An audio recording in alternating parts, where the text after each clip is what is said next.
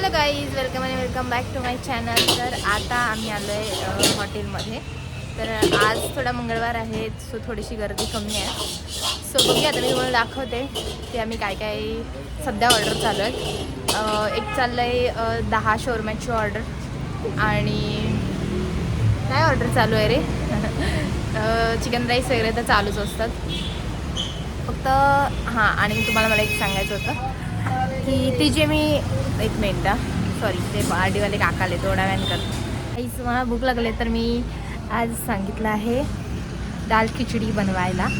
So आज मी तुम्हाला दाखवते की दाल खिचडी कशी बनवतात रेस्टॉरंट्समध्ये. तर आज थोडीशी त्यांनी डाळ शिजवून ठेवलेली, त्यांच्यासाठी जेवण बनतं दुपारचं तेव्हा. सो आता मी तुम्हाला दाखवते की दाल खिचडी कशी बनवतात. दाल खिचड़ी का रेसिपी बता रही है ये अदरक लहसुन हो गया। हाँ, और प्याज और आधा टमाटर।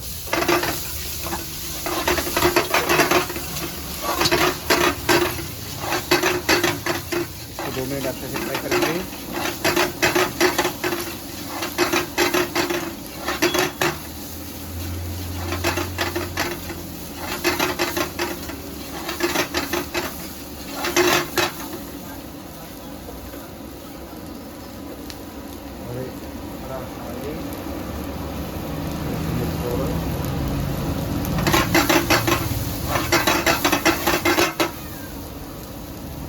पानी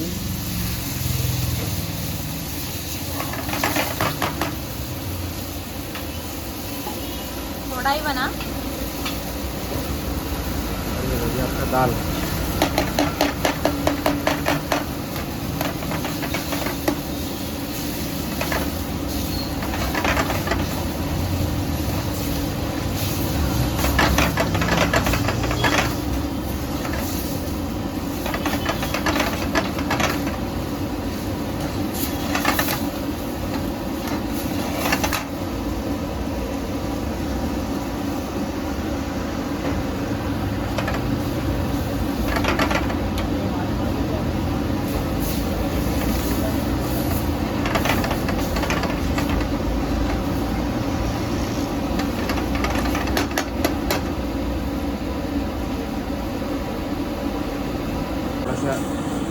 राइस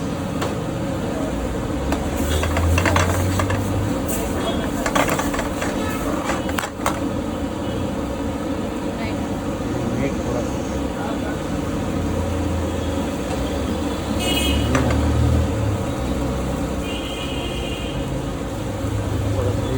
कसूरी मेथी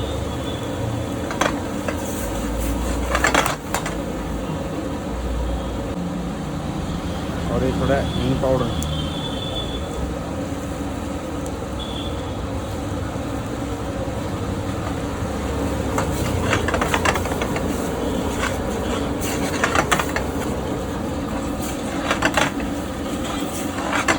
हो गया अभी दाल खिचड़ी। अशा प्रकारे माझी दाल खिचडी रेडी झालेली आहे. दम गरमागरम. आता वाजलेत रात्रीचे 11 पण वाजून गेलेत. आय थिंक 11:15 झालेत आणि आता आम्ही जेवतोय. तर इकडे आल्यानंतर आम्हाला काय जेवायचं टायमिंग नसतं. जेव्हा टायमिंग म्हणजे कस्टमर्स एकदम कमी येतील किंवा सगळेजण असू आणि जर भूक लागलीच तर मग एकेकाने जेवू शकतो. तर एकदमच गर्दी असेल तर मग जेवायलाही नाही भेटत. मग सगळे जेव्हा टेबल्स खाली होतील तेव्हा मग आम्ही जेवतो. आज मी दाल खिचडी बनवायला सांगितली कारण मी रोज खाते नूडल्स. मला जो नूडल्स व्हेजवाले, मी तर व्हेजच खाते. नूडल्स खाऊन खाऊन कंटाळा आलेला आणि आज डाळ रेडी होती. सो मग मी दाल खिचडी बनवायला सांगितली. आणि जास्ती तर मी व्हेज नूडल्सच खाते, ते मला जास्त आवडतात.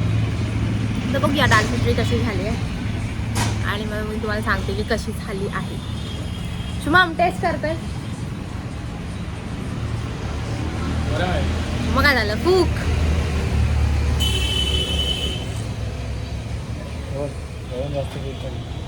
फू फू कर.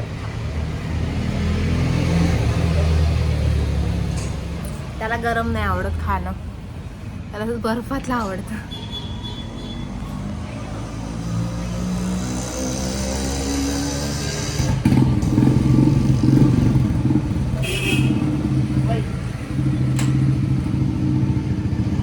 थंड होईल की नाही?